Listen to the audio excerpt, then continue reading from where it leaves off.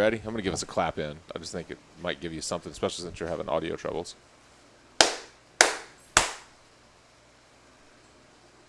You want to do one?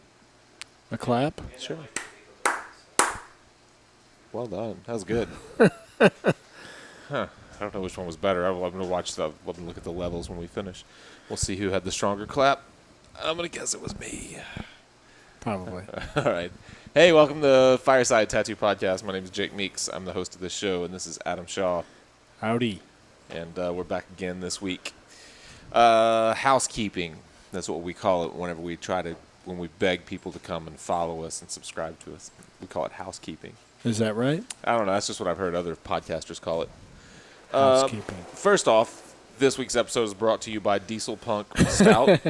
Thank you. Thank you for sending us all the kegs that you're going to send. Right. And it's in the mail, right? I'm sure. And also by Wacom Cintiq. Let go of my Wacom. I think that's their thing. It's like that's their slogan. Don't Wacom my Cintiq or something like that. Cool. That sounds good. Yeah. Anyways, so thanks for sending the Cintiqs too. Right, we appreciate all those. That are in the mail. Yeah, the 27-inch version is awesome. That would be, I'm sure, really cool. So, go to Facebook and look up Fireside Tats or Tattoo Improvement, and you'll find us, and you can like our page and keep up with what we're doing. You can also find us at Tattoo Improvement on Instagram. You can also subscribe to our newsletter at tattooimprovement.com. You can go to Twitter, but here's the thing. If you go to any one of those, you're just going to see the same shit because we post it to one and share it to all the other ones. So don't waste your time. Yeah. Just go to one of them. Or you could spend your time and really soak it all in. That's true. Each from different medium. Yeah, because the interface is different. Yeah. And we only have 140 characters in. Is it 140 on Twitter or just 40? 140? We only have 140 characters to say what we have to say on Twitter, which always seems to work whenever you share it from another thing. Anywho, so we're going to talk today about how we approach critiques. Critiquing artists' works. Right. Artists' work. A few weeks ago, we asked people if they wanted to send in some work, and we got some submissions, and that was nice of everyone to be bold and send in their work to be critiqued. Thank you for doing that. Yeah, and Adam and I are in full critique mode. You've heard us talk a lot lately about the Inside Fireside group, and we're critiquing every week. We dropped the ball this week because we should have already done our critiques, and we haven't done them. Yeah, I got confused because we took a week off and then it all went to shit. We told everybody they had 2 weeks, and then I don't know what happened. It got real confusing. Yeah.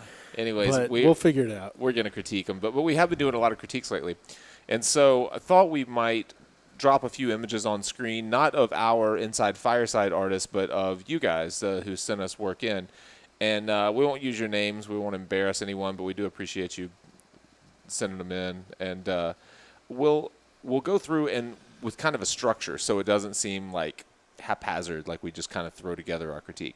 So when we first look at the drawings that are coming into the Fireside group, you are looking first at what?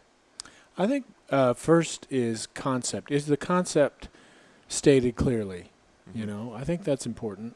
Yeah. And what do you mean by that? Do you understand instantly what the artist was trying to get across to you, the point they were trying to make? Yeah. Okay. I think so. I mean, a lot of tattoos are conceptual ideas, and is that stated clearly? Yeah. I think it's an important idea. So like as a literal example, or do you know where to look? Did the artist tell me?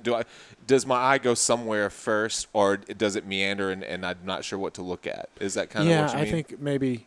And that can mesh into other ideas that we were talking about, composition and shape. Yeah. Because sometimes that is the concept, is a pleasant composition that's going to lead your eye around. Mm-hmm.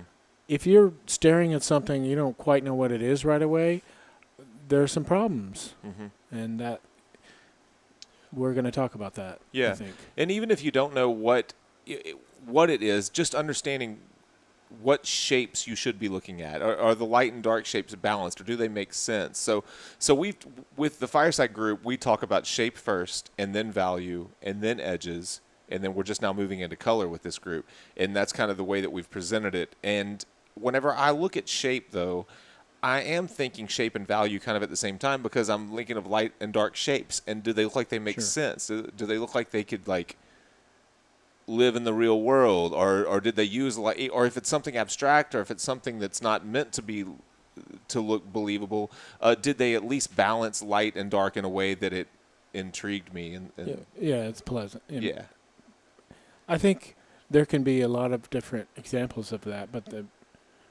when I see something where a larger shape is dominant, and then there's a smaller shape that then the artist is trying to lead your eye to the smaller shape. I mean, that's sort of it's an old compositional idea, and you can use that with color. You can use it with value. Yeah, you can use it with texture, with edge, with everything, and you should be using it, and you should be using those other. David and I have talked about it as establishing a hierarchy. You use the term where's your star? What's the star in your composition? Yeah. But all those other shapes should be supporting that star of the composition, and your eye should go there first, and then make its way to the rest of the drawing. So shape, value, and I'll say in tattooing specifically, strong contrast, or no, not even strong contrast. A full value range is very important. I think in painting you can get away with very atmospheric effects. In drawing you can get away with that, with not having true darks. In tattooing, it's just not an option, unfortunately. It's our tattoos have to live for a long time, and we have to have strong contrast and a full value range. And I believe we have to limit our values, the number of values, and not try to get too fancy. I think that the more simplistic the value range is, like say 4 to 5 values total, the cleaner and clearer the image is, and the longer it'll kind of hold up over time. Okay, so when you say full value range, you're not talking about, a number of 20. You're talking about 5. You're talking about simple, but keep them all there. Yeah, I represent think your one at the highest light of. Represent 2, 3, 4, 5, and then black. Black being your number 5. Yeah. So when I say full value range, I just mean we need the lightest of the skin tone as our lightest, and black, and then the fewest steps we can use to get there in the composition, I think is the best in tattooing, just because for the sake of longevity, and we want these things to look good from 20 or 30 feet away. So they don't look like a muddled mess. So if you're using white and black and you have 5 steps in between, great. If you're using white and black and you have 25 steps in between, well, you're probably overdoing it. You might be, yeah. It might get muddled. Yeah. But if you have, let's say you have 3 steps. Maybe you have a 1, a 3, and a 5. That's fine. Yeah. It can still work. Sure. Yeah. I don't think I think the simpler the better. I just think you can go too far with value. You can try to get, and when you start doing that, you'll inevitably start confusing it, and your light areas will start to compete with your dark areas, because you'll have these values that kind of intermingle too much between the two and all that. So that's just my take from a tattoo standpoint. And then third, we talk about edge. In tattooing we call it line, but edge, hard edges, soft edges, lost edges. Edges are the barrier between the values we were talking about. Right. Yeah. And they can be represented with line, but sometimes they're represented by just a change in value. Right.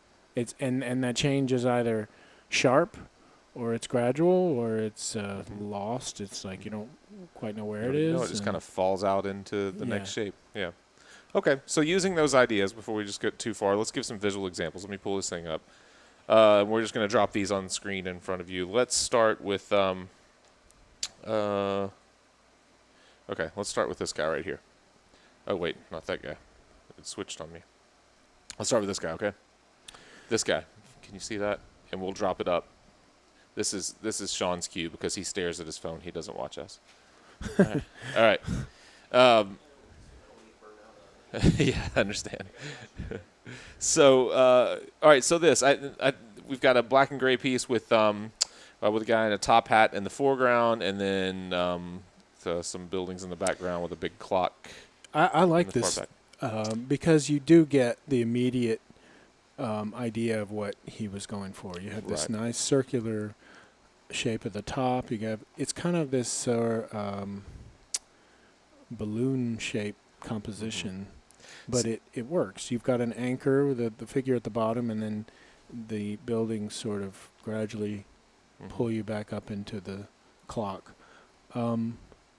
So whenever you look at this, you feel like that there is it's a fairly well thought out composition. Do you know where to look first? Does your eye go to the figure in the foreground, or the clock in the background, or the building I in the think midground? my eye went to the figure first, and then Okay. I saw the clock, and then I saw the buildings. Okay. But I mean, it has a nice range of values. I think the shapes are not as clear. Like I'm thinking the buildings. I wish the buildings had a little more detail, or didn't have as much window shapes in them. Okay. I don't know why. That's a Yeah. picky thing, but I would have represented them a little simpler. Like I Yeah. like the dark shape under the bridge. Mhm. Let's add a few dark shapes into the buildings to make them read that much clearer. I think Yeah. that would have made it a stronger image. I think so too. I think that the first thing that I would say is I would have at least doubled the size of the figure in the foreground and let his hat or his head at the very least kind of clip into the midground, and found a way to separate those there. I guess I typically look at designs and say, like, what part of it could I make bigger? I'd like to overshoot the space a lot in tattooing, and so I would have made the whole thing bigger, to be honest. Like, I think that the clock at the top could have been big enough to fill that side of the calf more fully, you know? And I feel like then these negative sweeps that come in would have looked like they kind of came from around the side of the guy's leg, and not just right there in the center. So I would have probably gone bigger with, just thinking from a shape standpoint first. I would have gone bigger with the guy in the foreground, and that would have also solved another problem for me, which is the kind of textural, scratchy stuff around the guy in the foreground. I know it's a little irritated right now, so it looks. It looks kind of full, but I can tell that when that heals, that's going to be very confusing. Like it's just going to look like a few little scrapes and scratches and little hash marks, and I don't think it's going to read as any, like, you could have made it like cobblestones or made it something, given it a little more edge if you were going to go that route. I'm guessing it was supposed to be like a river waves or something. Maybe. Because that's a bridge there. Yeah, maybe so. I Well, think it's confusing. That might have been interesting to kind of the sweeping negative, white spaces moving into kind of ripples of a river. Yeah, could have been. And I agree. I think the figure larger would have made it a little better. Yeah, right. Really impact. Yeah. On a depth level. You're reading him. You're going back further in space. Yeah. So from a value level, so that was kind of tackling shapes. So from value, the first thing that jumps out at me, and they're separated enough that it's not really obvious, but the darks in the figure in the foreground and the darks under the bridge are kind of the same value. So I would have chosen which one I wanted to, like, if my darks were in my foreground and it was going to get lighter as it moved back, I would have made the figure darker, and if he were bigger and in the middle of it, I think this would be more important. He's separated by a lot of skin tone, which kind of helps him to stand out anyways. But I would have probably, made the figure darker and then let it get lighter as it moved back, so that it had some kind of atmosphere to it. Yeah, and I think, as I mentioned earlier, I would have left more shape in the buildings. Simpler shapes, not rendering every window on the street. Yeah. So from an edge standpoint, so with value, I think I would have stepped back. I would have let the value step back as it moved further back. So if the figure's jacket were dark, I would have gone pretty dark with the jacket, and then I would have made sure that my darkest darks in the midground didn't get quite as dark as as the figure's jacket, and then probably as it moved into the clock, I would have stayed. You can only go so light with that clock, or you're going to lose it altogether. But you know what do you think that if the clock hands were dark, that would help it just stand out? I don't kind know. of really solidify the composition in a way? I don't know. That would have been interesting. Yeah, maybe it would have been something to try. Yeah. Okay. So from an edge standpoint, I would say that I like you're saying, I feel like there's a lot of texture and a lot of edges in those windows that kind of compete for my eye. If the figure is where I want to go first, I feel like those things could have been simplified just a little bit, just like you're saying. I'm thinking of that more, I guess, more from an edge standpoint than a value standpoint, because there's a lot of little edges and patterns and stuff going on in there. Yeah. I mean, it's not terribly distracting. I think overall it's a kind of a cool idea. I like the Victorian idea of a tattoo. I've never really seen that. That's cool. I've seen this layout a few times now. Yeah. Okay. But I don't know who started doing it, but I've seen this composition a few times. But okay. Yeah. No. Overall, I do think it's a good piece. I think the person who has it, I'm sure, is happy with it, and they should be. But just from walking through our steps of shapes and values and edges, I think there are some things you could do to make it stronger, more dynamic. Sure. Definitely thinking of like what can be bigger. If your main element can be bigger. So I would have made that guy a bigger part of it, I think. Okay. Mm-hmm. All right, let's find another one here. Let's go to a different person, because this guy sent in a few.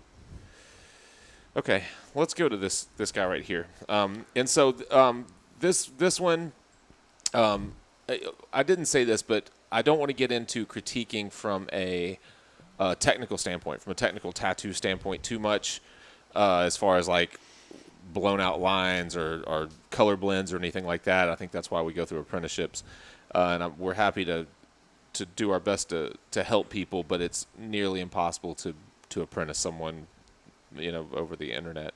So technical struggles aside, which this person I don't think has been tattooing real long. If I'm looking at this composition, I'm thinking the hat is supposed to be the image that I would want to be the star of the composition. Don't you think? I think it's Mad Hatter. So Mad Hatter. That's it needs the hat is just very flat. It doesn't have much depth to it, and this artist may need to draw a little bit from life to get an idea of how light plays off of a shape like a hat or cloth. I mean, a very obvious thing in here to me is that this strong highlight right down the center of the hat that doesn't translate over into the cloth that wraps around the hat. Like, so if the light is so strong that it's turning a dark blue hat white, why doesn't it come into the front of the hat, the fabric? Yeah, right? I think the light on any hat is going to be vertical to the lines of the the side of the hat. It's going to stay. Also, the crown of the hat is very important in its curvature and what it's doing in space, and the banner covers it completely. Yeah. So you don't really. I mean, you look immediately when I first saw it, I just looked at the hat and I thought it was a boot. Oh yeah. Or so I didn't quite. Yeah. That was a split-second reaction. I was like, oh yeah, I got it. Okay, they're trying to do a hat here, but it's not working. Right. Yeah, I think there's no clearly defined light source at all. Even the way the light is hitting the banner, and I agree with you that I think the banner kind of clipping both the top and the bottom of the hat wasn't a great choice from a compositional kind of standpoint. I probably would have shown some of the top of the hat, or let the banner kind of fall behind it and then come back over and maybe just clip a part of it instead of eclipsing the entire top of the hat. There are some of the basic shapes they're struggling with here. Like if you look at the edges of all the banners, how the inside edge of the banners tends to be kind of an ellipse, and then the outside edge of the banner is like a real sharp, boxy edge. And same thing like you were saying with. So I'm jumping all over the place. From a shape standpoint, I feel like that the hat should have been rendered better and probably shouldn't have just been like bookended by these banners. Yeah, it seems like he was really more focused on the banners than the rest of the. Yeah. From a value standpoint, there is a full value range, but it doesn't really work just because our darkest darks are in the banner, which are also our lightest lights. So if we're thinking about a local color, a local value, like what, you're not going to have your lightest lights and your darkest dark in the same shape generally. Yeah. Also, some of the colors kind of compete. Mm-hmm. Everything's very a red, high key. a blue, a green. Yeah, there's not a lot of. These are just basic primaries kind of competing with each other, and that's always going to be problematic. Yeah, it's really loud. So when you think about color, and this is something that we're just working on, just getting into with the Inside Fireside group, is color contrast. Not only do you want to think of like whatever you're using, like complementaries, but you also want to think of color intensity. So if you're using a really bright green and you want on your, say, well, let's use this for as an example. If you want to use that really bright green for your leaves, then you probably don't want to use a high key red for your petals. You want to use something more muted so that you're using contrast in intensity, right? In chroma. Yeah. So and all the way through this, we've got a bright blue, a bright red, a bright green, and and then it's kind of purpley pink and a bright yellow. So if I were to, and I don't mean this mean at all, but for this artist, I would really suggest putting down the tattoo machine for a while and just working on some drawing fundamentals. Yeah. I think once your drawing fundamentals are there, you won't struggle quite so much with the technical side of tattooing. You'll start to be more intuitive with how you're making decisions. And I think that's the bigger problem. Tattooing, the technical side of it will come. As David always says, he can teach a monkey to tattoo, but he can't teach you to. But you gotta be able to draw. Yeah. He can't teach a monkey to tattoo. He just says that. Really? It's not. I don't believe it. I want to see him try. Can you teach a monkey to draw though? Probably. Probably. Maybe. I don't know. Well, all right. Well, like I said, I don't mean that mean. I mean it to be as helpful as possible. But definitely, I would say put that tattoo machine down for a little while, and let's just go back and set out some hats. It doesn't have to be a hat like this. Set out a baseball cap. Yeah, right. Or put a light on it.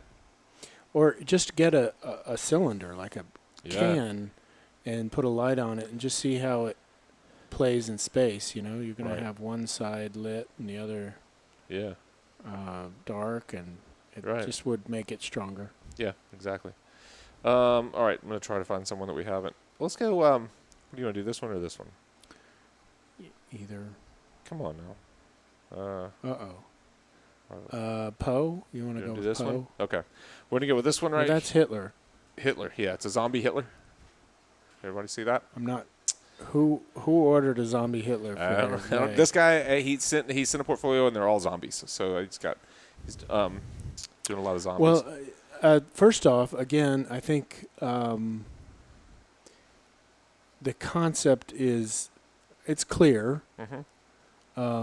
It's a zombie Hitler. Right. You get that right away.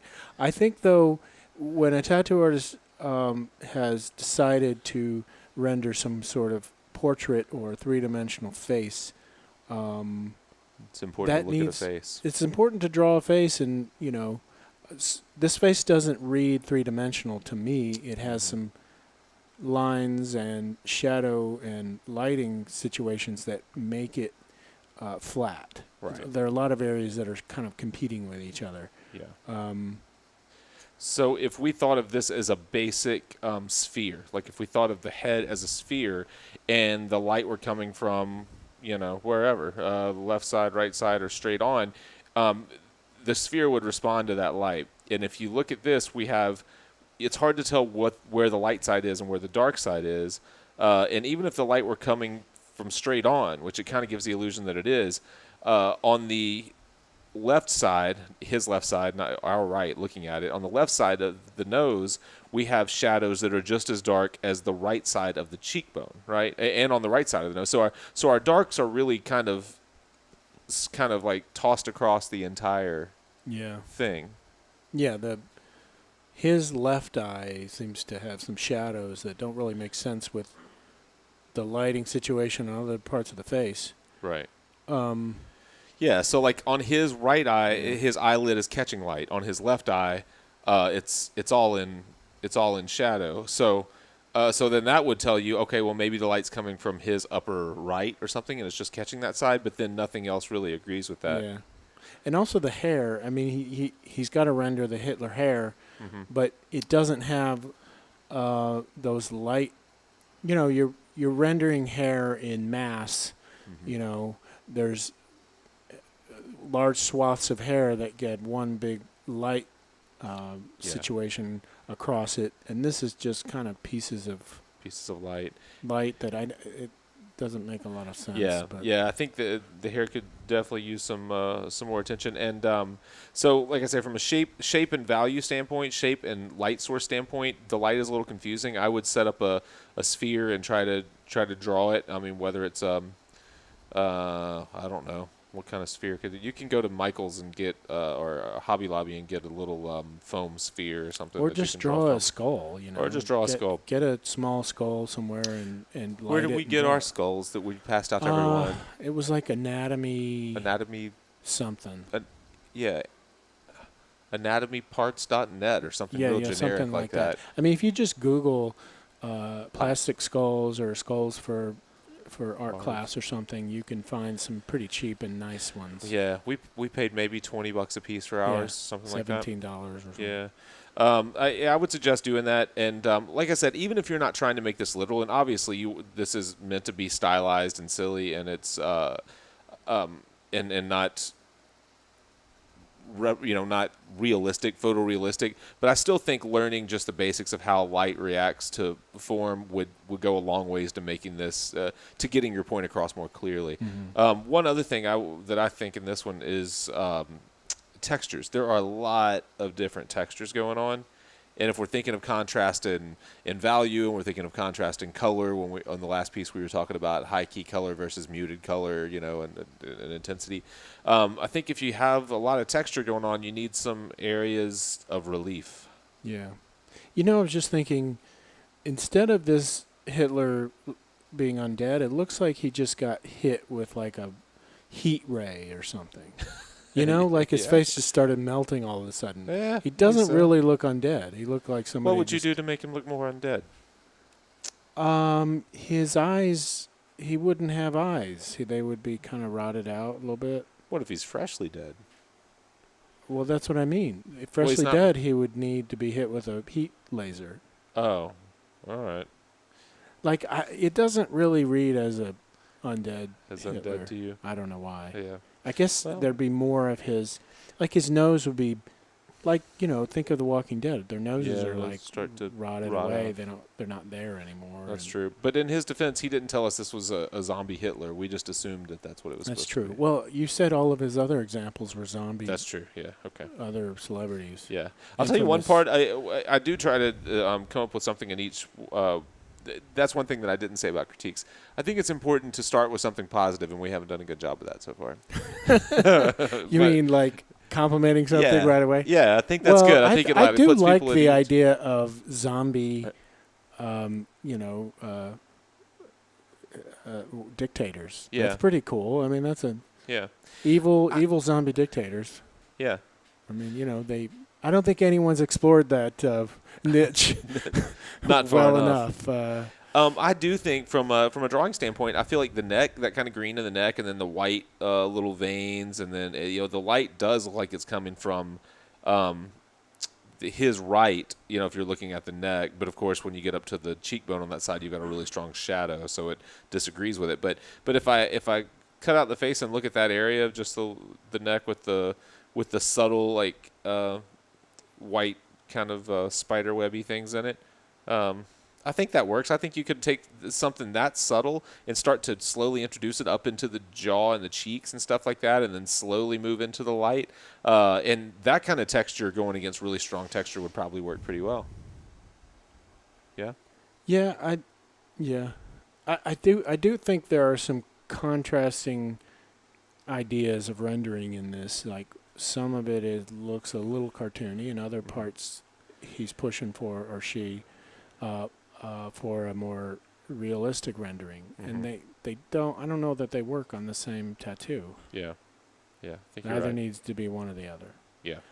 You told me to compliment, and I didn't go there. No, I'm that's sorry. okay. That's all right. Actually, I remember specifically. I think it's this guy that said something about not going American and being brutal, like not trying to be too nice. I guess Americans are too nice in their critiques. Uh-oh. But if I remember right, he's American. I looked at his address. Yeah. All right. Let's do. We're at 30 minutes in. Let's find. Let's. You want to do this one? The pouty baby. Yeah. Okay. Pouty baby. Because I think it's a good example of edge. This is actually the same guy that did the first one, with the guy in the Victorian piece. Okay. Okay. So this one, I'll tell you. Well, you want me to go first and tell you why I picked it? Go ahead. But I think from an edge standpoint, he did a nice job. Like the dye that are on his shirt, I guess, have very, very soft edges. I really like the way that they're rendered. And the light is consistent, is coming from behind, is casting a shadow forward. And then as you move up, our darker darks and our harder edges are in the features of his face. So I think that from a standpoint of establishing a hierarchy or leading your eye, I feel like that's a good example of using edge effectively, contrast and edge. Strong. Or no, sorry, not contrast. Value and edge. Having darker darks and sharper lines where you want the attention to go. I didn't read right away that was his like the dice were on his shirt. Oh, that's my assumption. But that's what I would yeah, think. I suppose I was thinking like he had just rolled some dice and he's he's like, unhappy with the results. So. yeah, right. Yeah, I don't think you're right, but maybe. Probably not. Now, from a critical standpoint, I would say I'm not. He as nice as some of it is, the hair confuses me. Yeah, I was gonna say the hair needs a few like real sharp, maybe hair lines here and there, and maybe some more clearer highlights in the hair would help. Yeah, because the face is nicely rendered. Although he does have a little bit of jowl thing going on. Yeah, but I mean, like the left side of his face. Now, babies have that, though, I guess. Sometimes babies have that, and sometimes wrapping a portrait around an arm tends to distort an image a little bit. But I do think that the left side, the baby's left, our right, of the face is that cheek is a little strangely shaped. But then I don't know what photograph he was working from. One thing I'm not a portrait tattooer. I try to be a portrait painter, but I'm not at all a portrait tattooer. But one thing I'll say, the best portrait artists that I know all use really, really strong contrast. They light really strongly from one side, and they use very dark, almost silhouetted shapes on the, like on the shadow sides to define shapes. And I think that's not by accident. It's some of these subtle shadows, like above the top lip and on the brow, like in between the eyes and stuff like that. That stuff is very, very soft, and in not very long, you're not going to see it at all. So, looking at this, you're telling me this is a fresh tattoo because it's a little pink. Would that be correct? Yeah, you know what it looks like to me? I mean, unless he just worked on it in 2 sittings or worked on it for quite a while, everything, the shirt and the dye all look healed to me, but then the face has some redness in it. And I feel like that the hair is either fresh or is healing because of the shininess in the photograph. But that's just, he didn't tell me that. That's just my hunch from photographing a lot of tattoos. Well, let me bring up something that, you were saying that the portrait artists that you admire, that you think are strong, use this strong lighting. Mm-hmm. But is that appropriate for like a child's face? Yeah, I think when it's worked, when it works, I see people pull it off. Oh, okay. All right. I'm just asking. Yeah, I think so. I just think that whenever I've tried to do portraits in the past, and I've approached them this way with these really soft edges and really, really subtle grays, and then when I see them later, I'm rarely happy with them, which is why I don't do portraits. I've just gotten away from it altogether. I don't know, maybe I'm too lazy to put the work into them. They just don't interest me that much in tattooing. And there are so many people that are doing them so well. Why don't I just let them do them? They're great at it. Yeah. I Well, don't know. so if we lit this kid from like the left, Yeah. and it was a real sharp, strong shadow under his nose, and maybe Mhm. a sharp line on his right cheek or something like that, would it have the same? Effect? I mean, he is trying to go for this subtle shadow value. Yeah, I think you could get the same. I mean, I feel like you could get the point across with a stronger light source. Now, either Okay. that or you see how he started to introduce some darks behind the head. Yeah. You could go further with that, maybe. Yeah. And use that more. I just No, I agree. I think his hair could be darker in areas, and you're correct. The back of him could be a lot dark. He could sit forward more. Yeah. I just think that somewhere in the image, maybe it doesn't have to be a lit from one side, but definitely those really subtle grays that are describing really important forms, like the ridge of the nose or the area under between the nose and the mouth or the cheeks. That stuff, or even the forehead. See, that blend looks nice right now, but I just don't see it looking that way in 6 months or a year. I should say, I think this guy said he's been tattooing for 7 months, and if that's the case, forget everything we just said. You're knocking it out of the park. If Yeah, you're that's pretty good. if you're 7 months in and you're doing portraits like this, then you're gonna be fine. Except if it were mine, I would make lasers coming out of his eyes. Well, obviously, I mean, just yeah. come on. I don't see any reason not to do that. Mm. So, yeah, I mean, from a shape standpoint, it works. It fills the space well. From a value standpoint, he has a full value range. From the edge, like I said, that was the thing that drew me to it, is the soft and hard edges to kind of emphasize the star or the hierarchy. Overall, for 7 months in, I mean, definitely the Strong. hair, yeah, it's strong. The hair to me looks like a different person did it. Honestly, To Yeah. me, when I look at it, I look at those dye down at the bottom, and then I look at the hair and I go like, did the same artist do both of those? It's Well, weird. Did he tag out? I've seen artists that are beautiful at rendering faces, and then when they get to the hair, they don't know what to do. Yeah.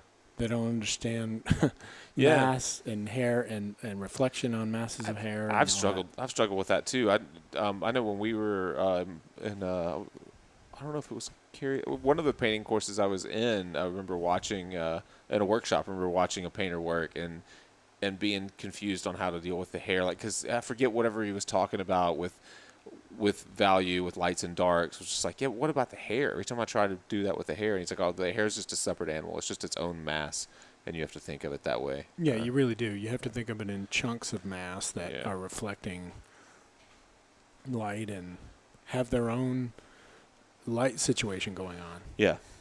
I think I've gotten better at that. I still struggle with it some, especially from life. But all right. Well, we're 30 some odd minutes in, so hopefully that was 3 or 4 pieces. That should give you an idea. And I hope, and I appreciate really everyone who sent their work in. And if we didn't get to yours, sorry. We'll probably do this again. But shapes, values. And You know- if we offended you, then That's the Fireside. keep it to yourself. and Yeah. No. We don't play at the Fireside.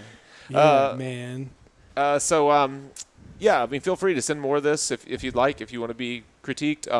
I would encourage, regardless, I would encourage you to go through your own portfolio and try to plug some of these same concepts in. Is it clear? Did I tell people where to look? Am I using a full value range? Am